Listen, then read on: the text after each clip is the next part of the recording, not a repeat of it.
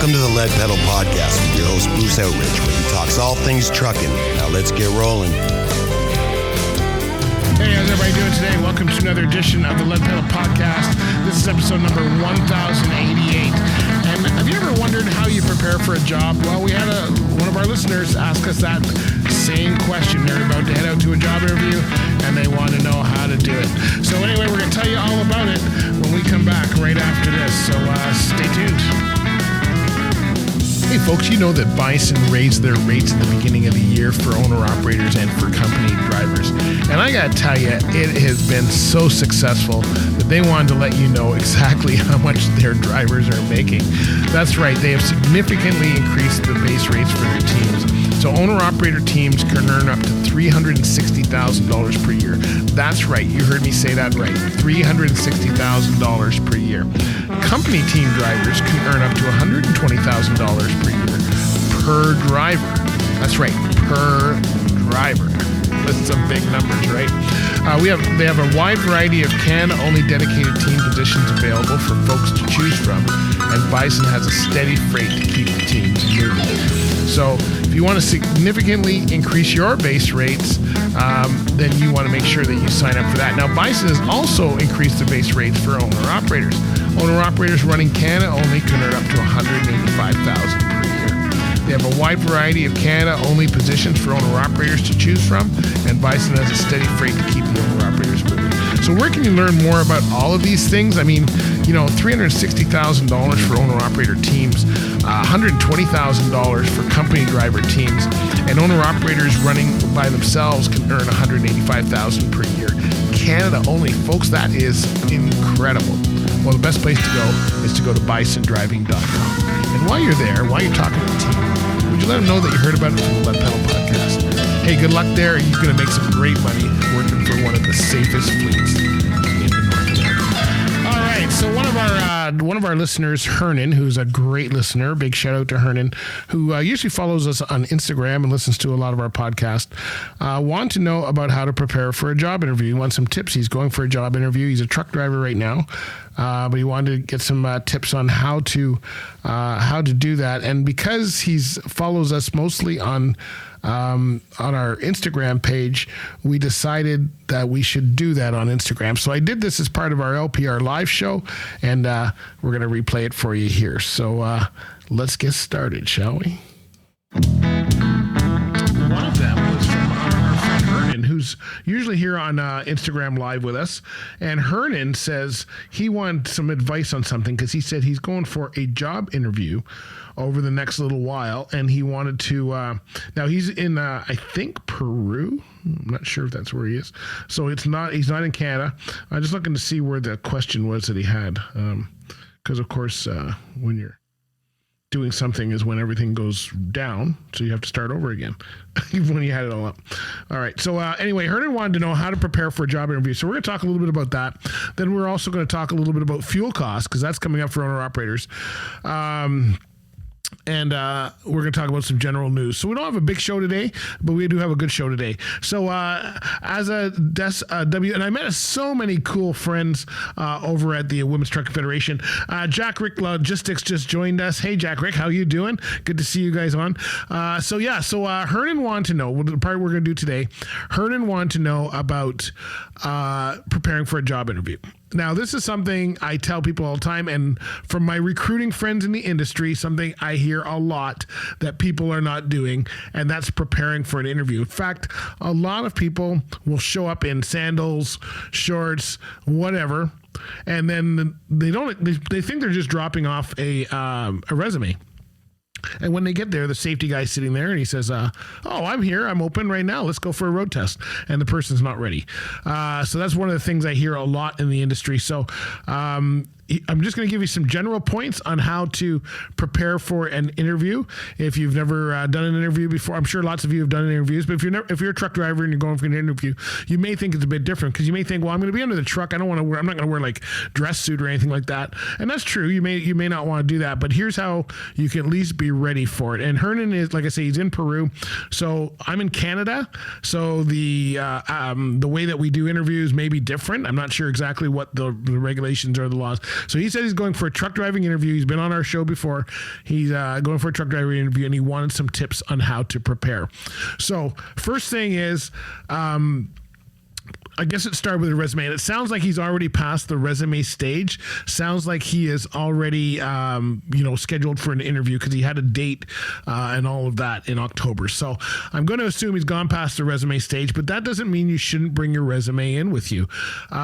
Here's the way it worked when I was supervisor that was hiring for a fleet.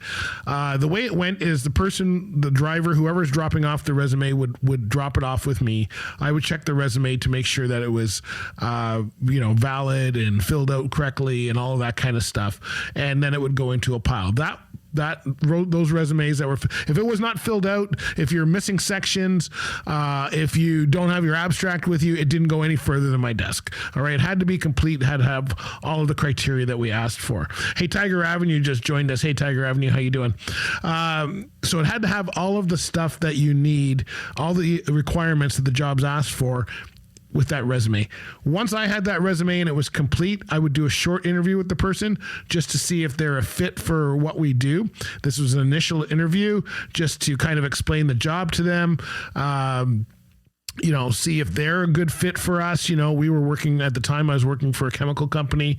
Appearance, you couldn't come in with a long beard. That was a no-no because we had respirator fit, right? So, you had to check that, is somebody willing to cut their hair, and not everybody's willing to do that. So that job out, we were pushing some heavy equipment around. Are people willing to do that? That was another thing that we had to talk about. And then so a lot of these things that I kind of, are they going to fit with the kind of criteria we had? So I would do an initial interview. Once it went well, if it went well, that resume and applicant would go to my manager, and my manager would look at it again, possibly call them in for a second interview, and then go over that as well. I would not necessarily be involved in the second interview. I was usually involved with the first interview. There was a second interview with my manager, and if they got past that point, and this was just our company, not all companies do this, when it got past our point, it went to a panel interview, which means myself, the initial interviewer, my boss, the manager, one of our safety team at the time, and probably her boss or his boss, depending on who your boss is, would come down, and there would be like 4 of us interviewing this driver. So that's going to be pretty intimidating. You've got to be kind of ready for that interview process. So if you've got one interview, great. Don't think that is the end of the process. At that point, if all went well, then a road trip was scheduled. At our company, we actually had them take a whole day with us. So everybody does road trips a little different. Road tests a little differently. Some people will take them around for an hour or have them drive around a certain circuit and say, okay, that's done. The way our company did it, because we were doing some quite involved stuff as far as transferring chemicals, they had to ride along with one of the drivers for at least a day to make sure that this is what they want to do, because we had a mandatory at least 5 years experience driving. You had to be willing to transfer chemicals. You had to be willing to, so it was a quite involved process. So what I would say for people, so that was our process for hiring. So here's, Hernan, I don't know if you're going for a chemical company. I'm not sure what kind of company you're going for, but here's what you want to do. First of all, even if you're just dropping off a resume to everybody, if you're dropping off a resume or you're going for a job, be ready for the next step, okay? Because they may combine steps, especially in a day where people are shorthanded and all that kind of stuff. So I always tell people, look, even if you're just going off to drop off your resume, make sure you've got in your car work boots, gloves, if you got a safety vest, awesome. If you got a hard hat, awesome. Most people probably won't need the hard hat, but make sure you have that kind of stuff. If you're going to drop off resumes, at least look clean, have clean jeans. You don't have to be dressed up in a suit, but if you're going for a truck driving job, have jeans on, have clean jeans. And then you can go on there. We got R32 with us. I'll leave the rest of that out. Leave that out. So if you're going for a job, that's what you need to do. You need to be ready for the road test. And if they say, hey, you know what, let's go on a road test, all you have to say is, hey, do you mind if I go to my car and just change into my work boots, whatever. They're going to be impressed that you were prepared for that. Now, if you're going in for the interview part, what you have to do is make sure that you've got, take another resume with you. Take your resume, even if they have it, take another one. Maybe take a couple copies, because because there might be take a way to take some notes of what they tell you. Make sure your resume, you know what your resume says, but you do not want to have things conflicting or have a different resume. Don't change it from the time that you went to do that, because that's going to be a bad deal there. Make sure you're looking good, clean. You're rested. You're, no alcohol, drugs. I think that's a given, but you never know. Make sure that you're ready to go. Leave time for the interview. I would think most interviews would take at least an hour. You may want to schedule a whole 2 to 3 hours, because they may decide to do a road test at the time. If you have that, or at least be prepared. Have your calendar so you can schedule things at the last moment as well. So that's what you want to do. So you want to be prepared for this if you're going for a job interview.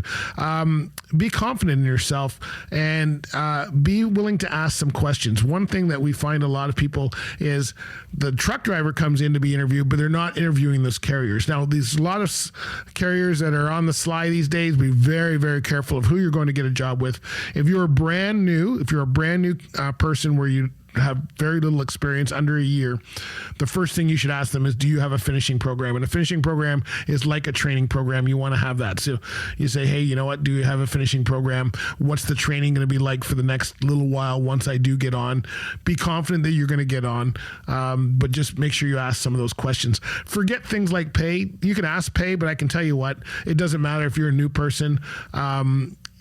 Pay's irrelevant because you're learning. Just get into a carrier, but you want to get with a carrier that's going to take care of you. Make sure that you're safe. Make sure that you have all of that, because you do not want to ruin your record first out of the gate. If you are an experienced driver, you've got maybe a few years of experience, you're not worried about the training program necessarily. Ask them about their orientation. Ask them about some of those things. Where do you plan on running? Where do you plan on operating? And be ready, because they're going to ask you.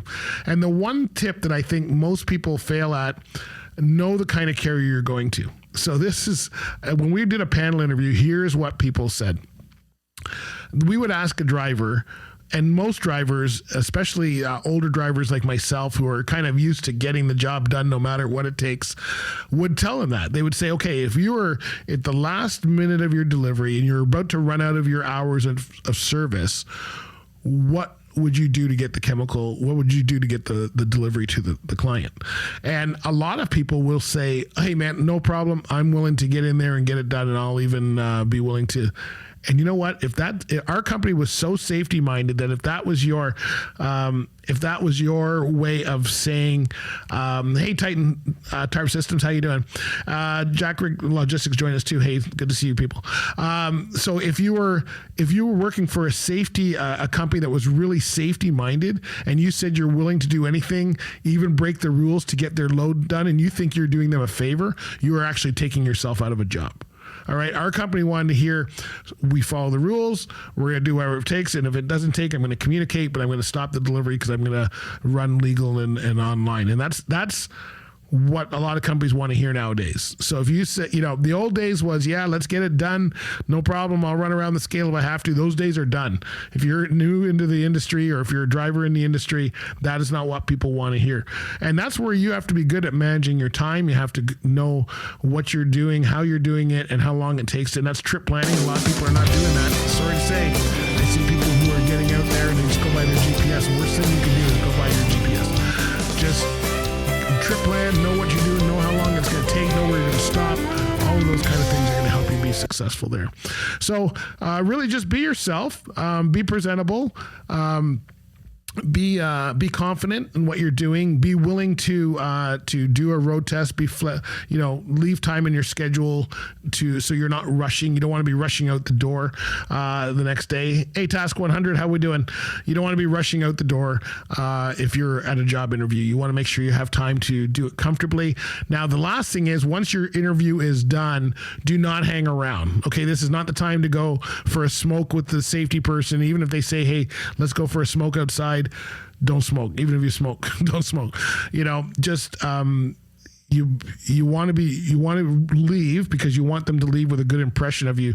The last thing you want to do is hang around on the patio, smoking with them, and now you start telling them all the really bad things that you're willing to do.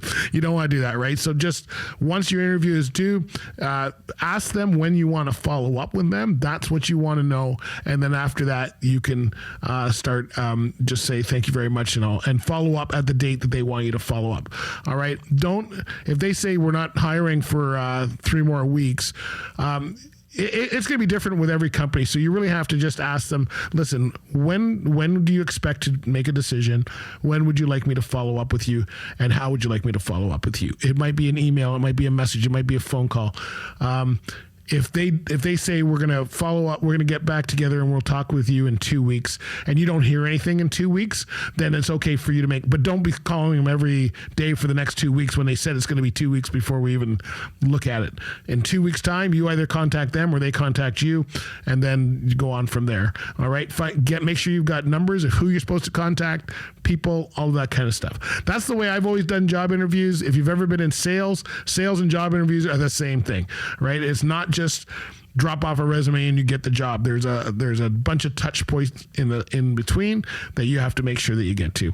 So Hernan, I know you're not on here today, but hopefully that helps you. Hernan's one of our listeners here on Instagram, comes on quite a bit. Thanks for the question. Wanted to know about the job interview. That's what we've been talking about in case you came in late, and how to prepare for the job interview. Feel free, Hernan, to go back and listen to this. It's going to be up on our profile, so you can do that.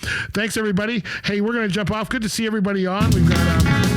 Hey folks, have you heard about Driver Check and the services they offer? They have amazing services specifically for the transportation industry, along with many other industries. They have alcohol and drug testing, occupational health services, hearing protection, fit testing, and a whole lot more. They are a leader in how to handle cannabis in the workplace and also how to handle COVID in the workplace. And you do not want to miss their great event that they have each year, the annual Fitness for Duty Summit. So where can you learn more? Where can you get information in order to keep your workplace safe? Well, go to drivercheck.ca. And when you go there, if you meet the team, please let them know that the Lead Pedal Podcast sent you. Thanks very much, and we'll see you later. All right, so there you go. So hopefully you got some good information from that interview tips that we did for Hernan. Hernan, good luck with your interview. Hopefully it went really well. And join us for LPR Live. We do it every Wednesday from noon until 1. We usually go onto our Instagram page, go live to see who's on there, and do some shout-outs. We sometimes have some visitors come online with us, and we have a lot of fun. So a little bit of trucking news, lots of music, and some fun times. So join us on LPR Live on Lead Pedal Radio, or you can watch it on our Instagram page for the few minutes that we're on. All right, so anyway, follow us. You'll know what's coming up by following us on Instagram, Facebook, Twitter, TikTok, X, LinkedIn, YouTube, and of course you can join our fan club if you want to see this again for sure. All right, my friends, talk to you later. We'll see you next time. This has been another episode of the Lead Pedal Podcast. For more information or to subscribe to the podcast, visit theleadpedalpodcast.com and be sure to follow the podcast on Facebook and Twitter.